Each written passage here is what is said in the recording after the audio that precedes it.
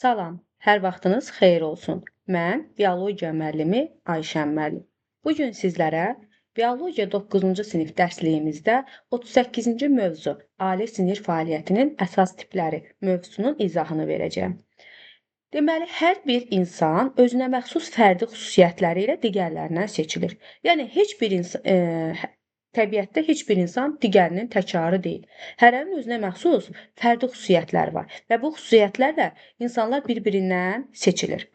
Belə ki, ayrı-ayrı insanlar müəyyən elmi öyrənməyə qeyri-bərabər münasibət nümayiş etdirir, ayrı-ayrı peşələrə yiyələnir, mühit şəraitinə müxtəlif cür uyğunlaşır. Mənə elə gəlir bu cümlədə anlaşılmayan heç bir şey yoxdur. İnsanların maraq dairəsi fərqlidir. İnsanların elmə marağı fərqlidir. Ayrı-ayrı elmə maraq göstərirlər, ayrı-ayrı peşələrə yiyələnirlər və müxtəlif mühit şəraitinə müxtəlif cür uyğunlaşma qazanırlar. İnsanın ali sinir fəaliyyətinin müvafiq tiplərinə uyğun gələn əsas şəxsi keyfiyyətləri bilməklə onun həyatda davranışını daha yaxşı müəyyən etmək olur. Deməli, bildiyimiz kimi bugünkü mövzumuzun da adı ilə ali sinir fəaliyyətinin əsas tipləridir. Deməli, ali sinir fəaliyyətinin müvafiq tiplərini bilməklə və həmin tiplərə uyğun gələn şəxsi keyfiyyətləri biz bilməklə insanın həyatda davranışını daha yaxşı müəyyən edə bilərik. İnsanın fərdi xüsusiyyətləri barədə təlim deməli temperamentlə bağlıdır. Gəlin baxaq. Temperament sözünün mənasını mütləq yadda saxlamalıyıq. Latıncadan temperamentum hissələrin müəyyən nisbəti deməkdir. Yenə deyirik, latıncadan temperamentum hissələrin müəyyən nisbəti mənasını verir. İnsanın psixi fəaliyyətinin dinamik xüsusiyyətlərini xarakterizə edir. Temperamentin əsas komponenti fərdin ümumi fəallığı, onun hərəkə aktivliyi və emosionallığıdır. Yəni, temperamentin əsas tərkib hissəsi, komponenti hər hansı bir fərdin ümumi fəallığıdır. Onun hərəki aktivliyini özündə saxlayır və eyni zamanda onun emosionallığını özündə cəmləşdirir. Deməli, temperament haqqında təlimin banisi qədim Yunan həkimi Hipokrat olmuşdur. Burada deməli verilənləri ayırmağı bacarmalıyıq. Biz dedik ki, təlimin banisi Hipokrat olmuşdur. Təlimin banisi, temperament haqqında təlimin banisi Hipokrat hesab olunur. Sonralar məşhur həkim Klavdi Galen, baxın, Klavdi Galen temperamentin ilk təsnifatını işləyib hazırlamışdır. Onun tərəfindən irəli sürülən 4 tip sanqvinik, flegmatik, xolerik və melanxolik hazırda psixologiyada geniş istifadə edilir. Deməli, bizim tanıdığımız o 4 temperament tipini, sanqvinik, flegmatik, xolerik və melanxolik tipləri ayırmışdı ilk dəfə kim? Klavdi Galen, məşhur həkim. Amma təlimin banisi kim idi? Hipokrat idi. Gəlin baxaq. Ali sinir fəaliyyətinin əsas tipləri qrafik təsvirlərdə. Yad şəxs tərəfindən şlyapasının əzilməsinə qarşı müxtəlif temperamentə malik insanların tipik reaksiyası. Danimarka rəssamı Herluf Bidstrup'un karikaturasıdır bu. Danimarka, burada baxın qeyd olunub. Danimarka rəssamı Herluf Bidstrup'un karikaturasıdır bu və bir yad şəxsin şlyapa üzərində oturub onun əzməsi nəticəsində müxtəlif temperament tipli insanların buna reaksiyası. Gəlin birinci baxaq. Xolerik tipli insan. Yaxın. Oturub şlyapasının yanına qoyub və bir nəfər bilmədən gəlib onun şlyapasının üzərinə oturur və şlyapası əzilir. Xolerik tipli insan şlyapasının əzildiyini görəndə baxın, fikir verin hansı reaksiyanı verir. Xolerik tipli insanlar coşqun insanlar adlanır. Onlar həddən artıq tez coşurlar və öz hərəkətlərinə fikir verməyən insanlardır. Bəzən isə öz emosiyalarını idarə etməyi bacarmırlar. Və baxın, burada da qeyd olunub, tez coşan insanlardır, qıcıqlı insanlardır. Yəni, belə deyək də, şlyapasının əzildiyini görən xolerik insan durub həmin insanla, şlyapasını əzən insanla oradaca dalaşacaq. Çünki onlar öz emosiyalarını idarə etməyə bacarmırlar. Onlar öz hərəkətlərinə fikir verməyən insanlardır, tez coşan insanlardır, tez əsəbləşən insanlardır. Onları özündən çıxarmaq olduqca asandır. Eyni zamanda çox inadkar insanlardır. Xolerik tipli insanların bir yaxşı xüsusiyyəti odur ki, onlar bir işə başlayırlar və başladıqları işi axıra qədər aparırlar. Yəni heç bir işi yarımçıq qoymurlar. Qətiyyətli insanlardırlar. Ancaq həmçinin enerjili və nikbin insanlardır. Qəti şəkildə xolerik insanlar nə qədər tez coşan, nə qədər əsəbi olsalar da, nə qədər emosiyalarını idarə etməyə bacarmasalar da, onlarda müsbət emosiyalar üstünlük təşkil edir və nikbin insanlardır, enerjili insanlar hesab olunur. Gəlin ikinci temperament tipinə baxaq, flegmatik. Bunlar ətalətli insanlardır, ətaləti qoruyan insanlardır. Baxın, flegmatik insanın şilyapasının üstündə yad bir şəxs oturur və flegmatik insan bunu görür, fərqinə varır və heç nə olmamış kimi görürsünüz burada öz qəlyanını çəkir və heç fikir də vermir. Yəni o şilyapanın üzərində oturan var, əzildi və s. Flegmatik insanlar adətən passiv insanlardırlar. Onlar görürsünüz xolerik kimi tez reaksiya vermədilər. Onlar hadisələrə olduqca belə deyək də, hadisələrə qarşı olduqca təmkinlidirlər. Təmkinlərini qoruya bilirlər və sakit təbiətli insanlardır, rəvan insanlardır. Amma həmçinin sadiq dostdurlar, etibarlı, etibar olunacaq insanlardırlar. Dinc insanlardırlar, dərin düşüncəli və can yandıran insanlardır. Amma ümumiyyətlə flegmatik insanlar passiv insanlardır. Onlar belə deyək də, xoleriklər kimi onları biz deyə bilmərik ki, onlarda müsbət emosiyalar üstünlük təşkil edir. Adətən onların hansı hissləri keçirdiyini biz deməli kənardan o qədər də yaxşı müəyyən edə bilmirik ki, onlar emosiyalarını üzdə yaşayan insanlar deyillər və həddindən artıq sakit, təbiətli, ətrafdakı hadisələrə gec reaksiya verən insanlardır. Baxın, mən həmişə uşaqlara deyirəm ki, bəzən elə olur ki, elə siniflər olur ki, orada məsələn əsasən də arxa partalarda elə uşaqlar oturur, elə şagirdlər olur ki, sakitcə arxa partalarda otururlar. Nə onlar dərsdə qaynayıb qarışırlar, nə dərs prosesində iştirak etməyə o qədər də can atırlar. Lakin onlar dərsi pozan uşaqlar deyirlər. Yəni ancaq özləri üçün sakit oturacaq və passiv dinləyici qismində oturan uşaqlardırlar. Bax, onların əksəriyyət elə uşaqların temperament tipi flegmatik olur. Amma burada görürsünüz dərin düşüncəli olması, etibarlı, sadiq dostdurlar. Əslində belə deyək də, onlara yaxınlaşanda mehriban insanlardırlar. Lakin ətrafdakı insanlara o qədər də qaynayıb qarışmırlar. İndi gəlin baxaq, deməli, melanxolik insanlara. Melanxolik sözünün mənası, bax, görürsünüz, bunlar zəif insanlar. Sözün mənası deyil əslində bu, zəif insanlardır. Deməli, baxın, melanxolik insanın şilyapasının üstündə tanımadığı bir şəxs oturur və melanxolik insan bunun fərqinə varır və o həmin şəxsi qaldırıb şilyapasını götürür və əzilmiş şilyapasını görəndə başlayır ağlamağa. Bunlar həddindən artıq depressiyaya meyilli insanlardır. Baxın, burada qeyd olunub, depressiyaya meyilli. Bunlarda xolerikdən fərqli olaraq mənfi emosiyalar üstünlük təşkil edir. Həddindən artıq bədbin insanlardır. Passivdirlər flegmatiklər kimi. Flegmatik kimi passivdirlər. Ancaq onlardan fərqli olaraq yüksəyəndirlər. Qətiyyət yoxdur, bunlar qətiyyətsizdirlər. Əsasən mənfi görürsünüz emosiyalar üstünlük təşkil edir. Adama yovuşmaz insanlardır. Səksəkəli, hər şeydən qorxan, hər şeydən çəkinən, belə deyək də, hər bir şeydə bir mənfi bir nüans axtaran insanlardır və ancaq ehtiyatlı insanlardır. Həmişə deyirəm ki, bax, belə şagirdlərdən mütləq biz müəllimlərin qarşısına çıxır. Siz də fikirləşsəniz, görəcəksiniz ki, ətrafınızda belə insanlar var. Onlar havanın, belə deyək də, yağışlı keçməsi və yaxud da küləkli keçməsi, onlara əgər uyğun deyilsə hava şəraiti, hətta ondan belə depressiyaya düşə bilən insanlardır. Və yaxud da bir də görürsən, həmin şagirdləri belə deyək də, adi bir nəsə irad bildirəndə başlayırlar ağlamağa.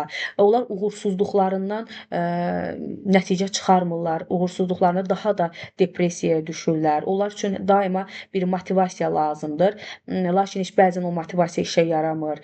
Adətən tez küsürlər, yəni yəqin ki, ətrafınızda belə insanlar var. Küsürlər və belə deyək də, xətirlərinə tez dəyir onların hansısa bir məqam və ağlaya bilirlər. Yəni, ümumi bildiyiniz bədbin, zəif insanlardırlar. Keçdik, sanqvinik. Bunlar həm də qıvraq insanlar adlanır. İndi səbəbini deyəcəm. Fikir verin, sanqvinik temperament tipinə malik insanın şlyapasının üstündə kənar yaş şəxs oturur və o bunu fərq eləyir. Fərq eləyəndən sonra o şlyapanı götürür, əzilmiş şlyapanın əlinə alır və şlyapanın o vəziyyətinə həmin insanla bərabər gülür. Yəni görün burada belə deyək də biz nə gördük? Biz gördük ki, bunlar həddindən artıq təmkinli insanlardılar. Eyni zamanda sanqvinik insanlar ünsiyyət qurmağı bacaran ünsiyyətcil insanlardır. Onlar tez bir zamanda ətrafındakı insanlarla ünsiyyət qurmağa bir mövzu tapacaq və ünsiyyətə girəcəkdir. Yəni tez çevrə quran, tez mehribanlaşan, düşdüyü mühitdə tez alışan insanlardır. Həmçinin təşəbbüskar insanlardır. Hər hansı bir işə və yaxud da məsələn ətrafınızda görürsünüz. Elə insanlar var ki, onlar bir tədbirlərin qurucusudurlar, aparıcısıdırlar və yaxud da harasa getmək lazımdırsa, onlar tez yer tapacaq, rezerv edəcək. Yəni bunlar təşəbbüskar insanlardılar. Hər şeyə təşəbbüs edirlər, başda gedirlər, öndə gedirlər. Bir də bunların hər şeyi bilmək marağı, istəyi var. Yəni belə deyək də ətrafdakı hər bir şeylə maraqlana bilirlər. Hər şey haqqında məlumatlı olmaq istəyirlər. Lakin bunlar başladıkları işləri adətən yarımçıq buraxırlar. Məsələn, sanqviniklərin maraq dairəsi olduqca genişdir. Məsələn, bir gün onlar tutaq ki, hansısa bir musiqi alətində ifa etməyi beyinlərinə qoyacaqlar. Bəlkə də onun arxasıca gedəcəklər, ancaq yarım buraxacaqlar. Sabaha gün hansısa bir idman növü ilə məşğul olmaq istəyəcəklər. Yəni bunların maraq dairəsi hədsiz dərəcədə çoxdur. Amma xolerik xolerik tipli insanlar necə insanlardır? Qətiyyətli və inadkar. O insanlar başladıkları işi mütləq axıra qədər çatdırırlar. Amma sanqviniklərin maraq dairəsi çoxdur, lakin maraq dairəsinin çox olmasına baxmayaraq bəzən başladıkları işləri, yəni çox az hallarda onlar axıracan aparırlar. Dünya görüşlüdürlər. Bunun səbəbi onların hər şeyinə maraqlanmaq istəyidir, hər şeyi bilmək istəyidir. Eyni zamanda enerjili insanlardılar və nikbin insanlardılar. Baxın, melanxolikdə deməli bədbin insanlardır və bunlar depressiyaya meyillidir. Bunlarda mənfi emosiyalar üstünlük təşkil edir. Ancaq sanqvinikdə müsbət emosiyalar üstünlük təşkil edir və hətta gördünüz nə qədər soyuqqanlı insanlardır. O şlyapanın deməli əzilməsinə nə melanxolik kimi reaksiya verdi, nə də flegmatik kimi və qayğısız insanlardılar bu insanlar. Gəlin baxaq. İnsanın temperamentini elmi cəhətdən əsaslandıran kim olmuşdur? Pavlov olmuşdur. Burada 3 alim adı çəkilir. Gəlin bir də qayıdaq geri, daha yaxşı öyrənmək üçün. Deməli, temperament haqqında təlimin banisi olmuşdur Hipokrat. Sonra temperamenti təsnif edən 4 tip temperamentin 4 tipini müəyyənləşdirən həkim Klavdi Galen olmuşdur. İndi biz burada nə dedik? Burada da dedik ki, insanın temperamentini elmi cəhətdən əsaslandıran Pavlov olmuşdur. Pavlov oyanma və tormozlanmanın fərdi xüsusiyyətlərini öyrənməklə müəyyən etmişdir ki, insan və heyvanların sinir sistemi sinir proseslərinin oyanıqlığı və tarazlığı ilə bir-birindən fərqlənir. İndi burada da həmin temperament tipləri və onların Yunancadan tərcüməsi verilmişdir. Baxın, yuxarıda qeyd olunan bunların əsas xüsusiyyətləri, məsələn, xolerik deyəndə ağlımıza coşqun, coşan, daşan, tez əsəbləşən insanlar gəlir. Flegmatik deyəndə daha çox ətalətli insanlar, melanxolik deyəndə zəif insanlar və sanqvinik deyəndə ağlımıza qıvraq insanlar gəlir. Lakin bu sözün mənaları, bunların heç birinin mənası həmin ifadələr deyil. Xolerik sözünün mənası Yunan dilindən xole öd deməkdir. Sözün mənalarını yadda saxlamaq olduqca önəmlidir. Bu tip sinir sisteminə malik insanlar deməli enerjili, inadkar, qətiyyətli hərəkət edən, lakin öz hərəkətlərinə fikir verməyən, hərəkətlərini idarə edə bilməyən, emosiyalarını idarə edə bilməyən insanlardır. Ancaq onlarda müsbət emosiyalar üstünlük təşkil edir. Mənə gəlir bunu bayaq biz qeyd elədik. Sonra flegmatik. Flegmatik Yunanca flegma, şirə, selik deməkdir. O qədər sakit tipli insanlardır. O qədər belə deyək də tənbəl insanlardır ki, bunlarda flegma, şirə, bir növ elə bir selik, şirə axır bunların ağzından danışanda. Bax, elə yadda saxlayın. Təbii ki, bunun elmi əsası yoxdur. Bu tipli sinir sisteminə malik insanlar emosiyaları büruzə verməyən, yəni onların hansı emosiyalar keçirdiyini biz bilə bilmirik. Təmkinli, sakit, inadkar, daim müəyyən vərdişlərə meyliliyə malik olurlar.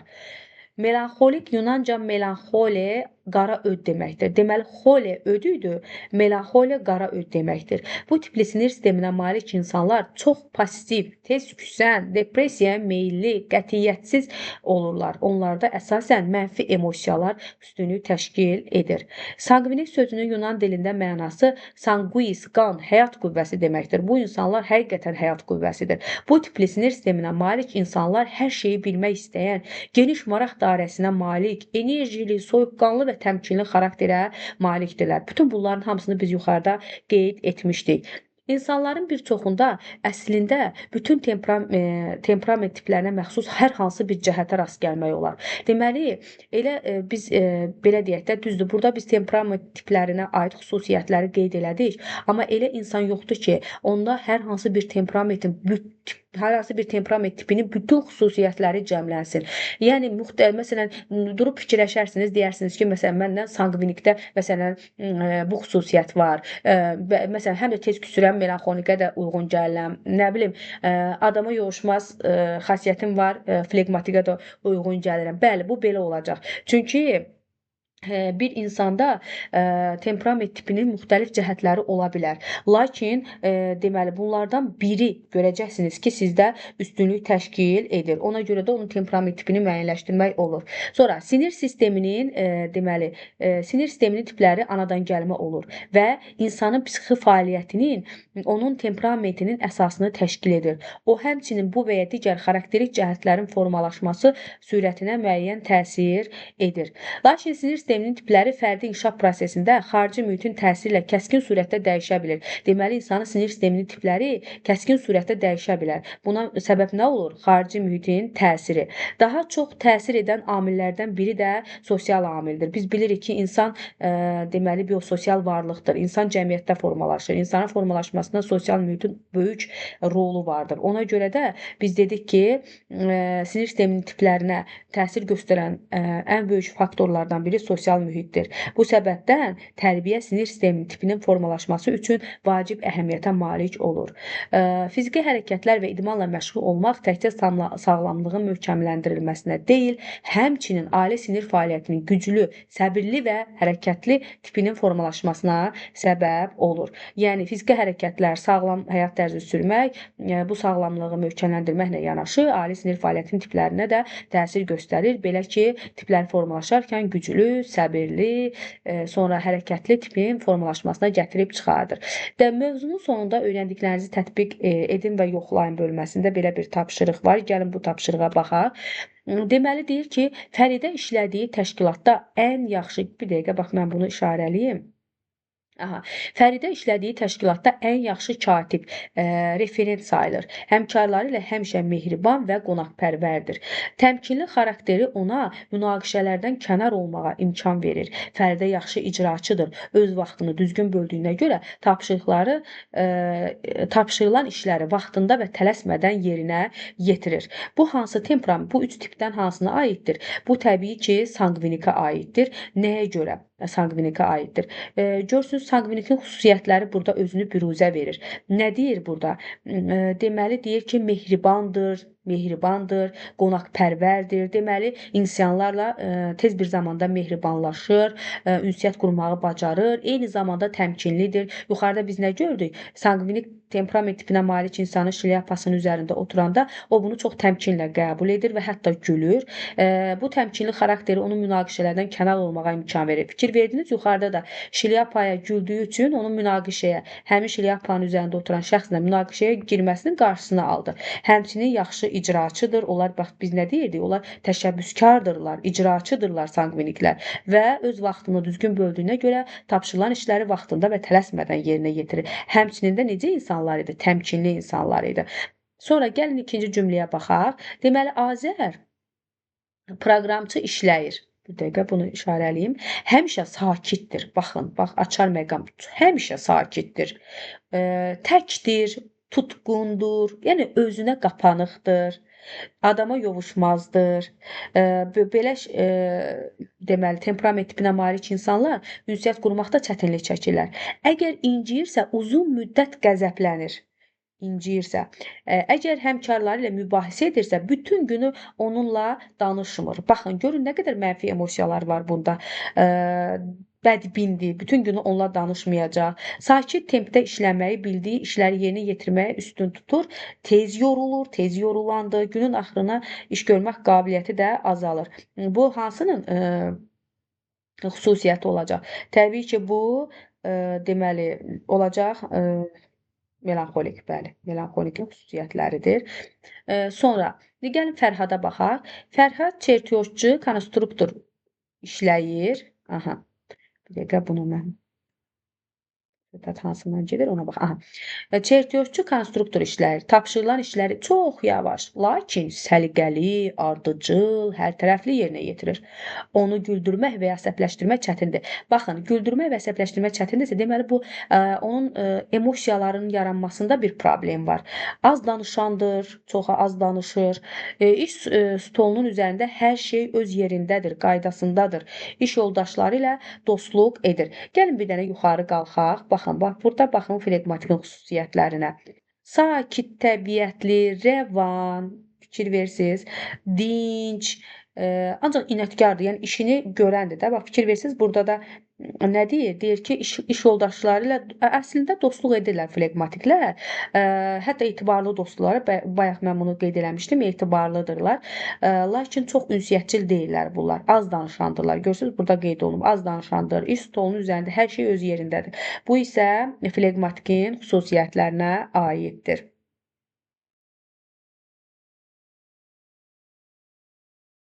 Əslində burada bir dənə də tapşırıq var. O tapşırığı mənə elə gəlir yuxarıda artıq bunların hamısı yazılıb. Bunları uyğun gələn temperament tiplərinə, yəni burada cədvəldə doldurmaq mənə elə gəlir asandır. Məsəl üçün depressiyaya meylli. Biz bildik depressiyaya meylli kimdir? Depressiyaya meylli melanxolikdir. Bəzilərini deyəcəm.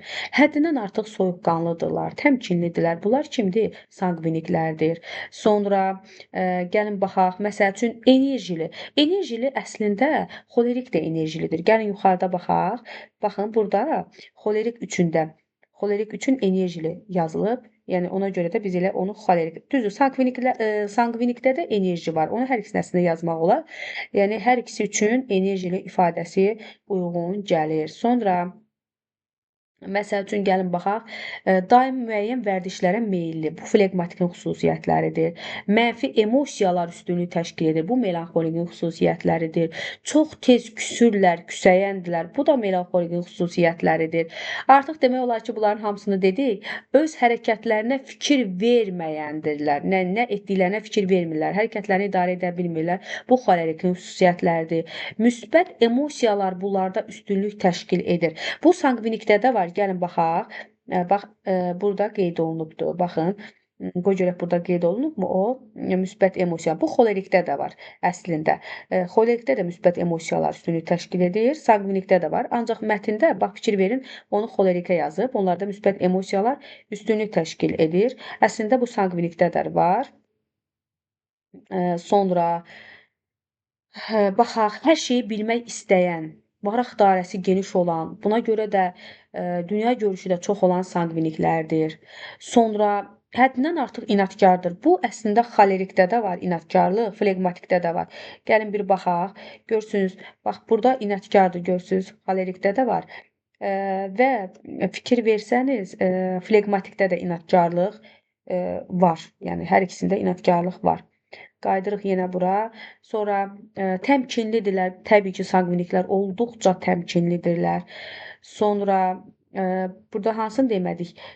Qətiyyətsiz. Qətiyyətsiz hansı temperament tipinin xüsusiyyətləridir? Gəlin burada baxaq. Onlar hədsiz dərəcədə qətiyyətsiz insanlardır. Təbii ki, melanxolik temperament tipinin xüsusiyyətlərinə aid idi. Əslində bunun demək olar ki, hamısını qeyd elədik. Mənə elə gəlir bu mövzuda var deyə ona görə də daha çox belə deyək də vaxt ayırmaq istəmədim. Bu gün biz sizlə ali sinir fəaliyyətinin tiplərini öyrəndik. Əsas tiplərini, yəni temperamentin tiplərini. Ümid edirəm ki, anlaşıqlı oldu. Diqqətinizə görə təşəkkür edirəm. Əgər bu dərsdən nəsə öyrəndinizsə, zəhmət olmasa bəyənin, kanala abunə olun.